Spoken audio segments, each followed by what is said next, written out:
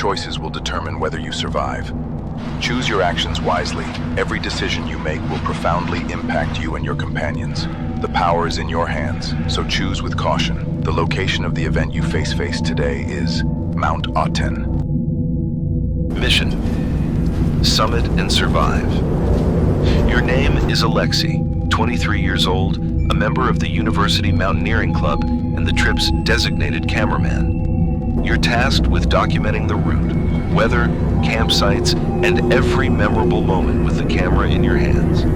As an avid climber, you and your companions have already conquered several peaks.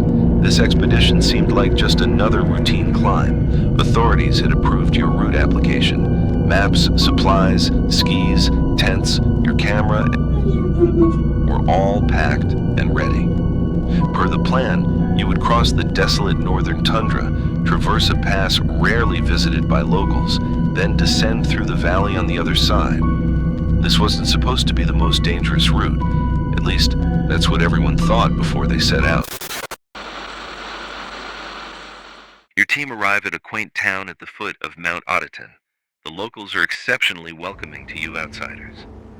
You plan to stay overnight here before your mountain climb to refresh yourselves and get into prime condition. That night, your team decided to relax at the only tavern in town before your mountain climb. The tavern felt warm under dim yellow lamplight. There were wooden tables, a burning stove, vodka and black bread, while someone played the accordion in the background. You and your companions sat around the big central table, wrapped in an easy, laid-back mood. Locals occupied the surrounding tables. Your group of outsider college students was clearly a rare sight in this remote hamlet. Friendly and welcoming, they raised their glasses toward your party and greeted you with grins. A short while later, your team captain walked to the bar to order drinks, and the tavern keeper struck up a casual chat with him. Yet the moment he heard your destination was Mount OTOTEN. A faint, subtle shift swept across the tavern's atmosphere. You wondered if you were imagining things. You caught sight of the locals' smiles freezing slightly. They turned back to their own tables and whispered among themselves. The tavern keeper mumbled the name of the mountain. His head hung low as he polished wine glasses. Nothing strange happened after that, so you brushed it off as your own overthinking. After leaving the tavern, you lag behind, replaying the scene that just unfolded, and a soft voice calls you to stop from behind.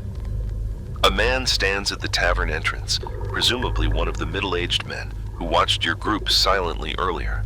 OTOTEN means do not go. Before you can react in any way, he turns and leaves. That night, you kept replaying that eerie sentence in your head as you drifted off to sleep.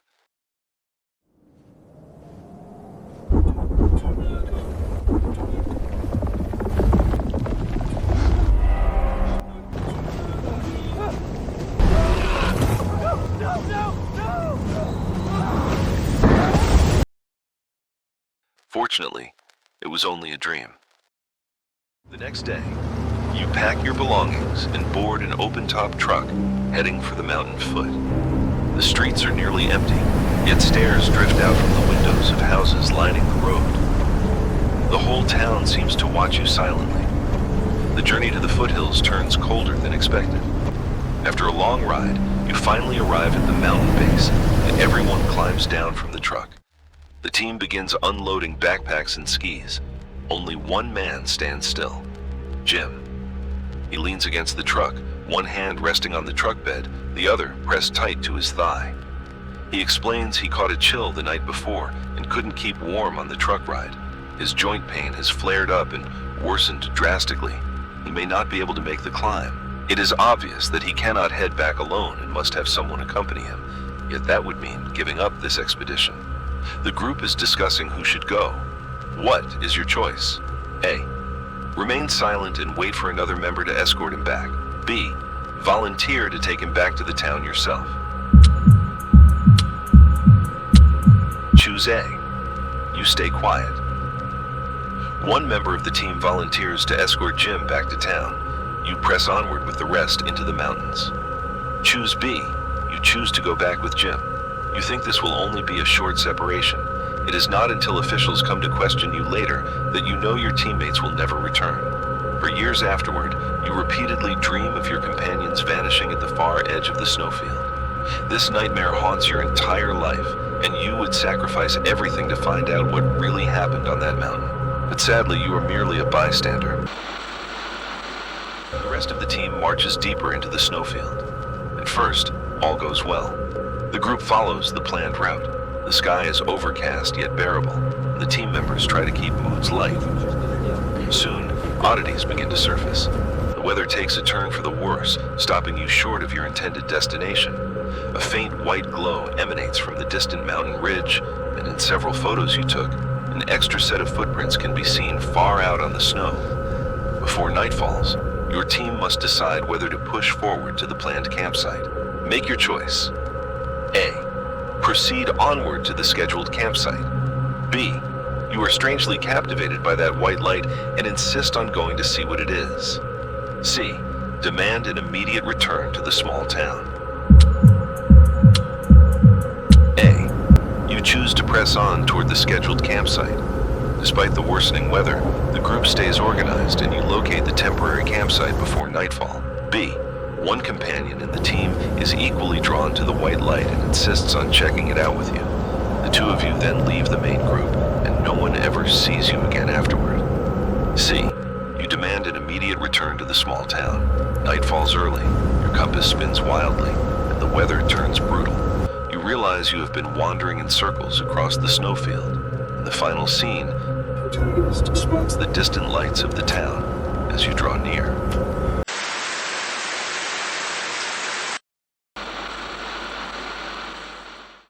You finally reach the designated spot and successfully set up the tents. The site sits on an exposed hillside with a stretch of woodland in the distance. Exhausted, you all head inside the tents to rest. Yet the snowpack beneath emits hollow thuds and a low droning hum mingles with the wind. The pale white glow on the distant mountain ridge has shifted to an white hue. Too worn out to care about these oddities, you sink into deep sleep. In the middle of the night, a deafening crash jolts you awake.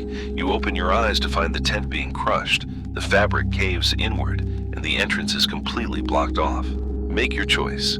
A. Stay inside the tent and wait for the snow layer to stabilize. B. Cut open the side of the tent with a knife and evacuate everyone immediately. A. You choose to stay inside the tent and refrain from hasty moves, which costs you critical time. The tent buckles under snow pressure once more. One tent pole snaps, and accumulated snow surges down in a heavy avalanche. The final your hand reaching for the knife, but it is already far too late. B. The protagonist slices open the tent, and bitter wind and snow rush inside. The team members crawl out through the gash.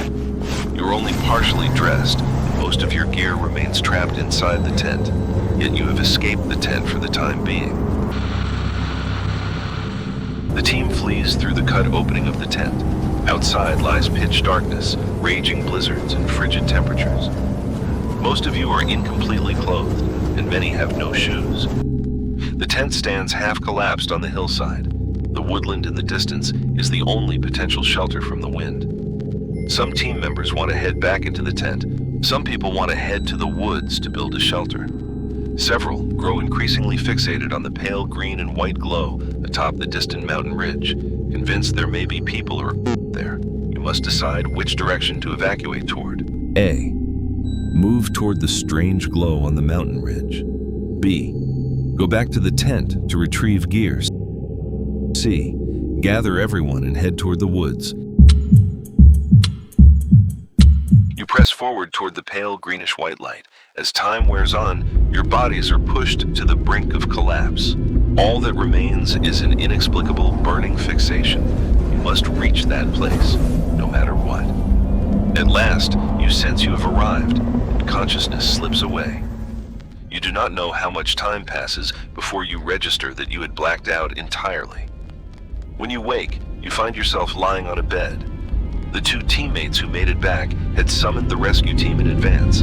They found you near the source of the green light, and you were saved. B. You tried to head back to the tent. Through the wind and snow, the tent seemed so close. Yet with every step you took, it felt as if it was receding further away. Later, search and rescue personnel found you collapsed just 20 meters from the tent. C. You rushed into the woods. There were some strange movements inside, but you had no time to care. It was freezing here, yet at least it sheltered you from the wind and allowed you to build a fire. You reach a snow cedar near the edge of the woods. The wind has died down a little, yet the temperature is bitterly cold. The group is severely weakened. Some are growing delirious. Others claim they feel burning hot. Several stare deep into the trees, muttering that figures are standing there. You have one final choice to make. A. Stay beneath the snow cedar. Keep the fire burning and wait for dawn. B. Lead the team to build a shelter in the snow. C. You notice the light on the mountain ridge has turned pale blue-white. You decide to take one last gamble and head toward the source of the glow. A. You choose to stay by the fire.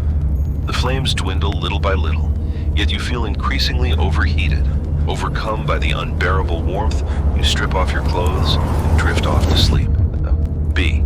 You figure the fire won't keep everyone alive until dawn, so you build a shelter with branches and clothes. Your Fire burns now. But strange noises suddenly come from outside the shelter. C. The light seemed to beckon you, and you trudged numbly toward its source.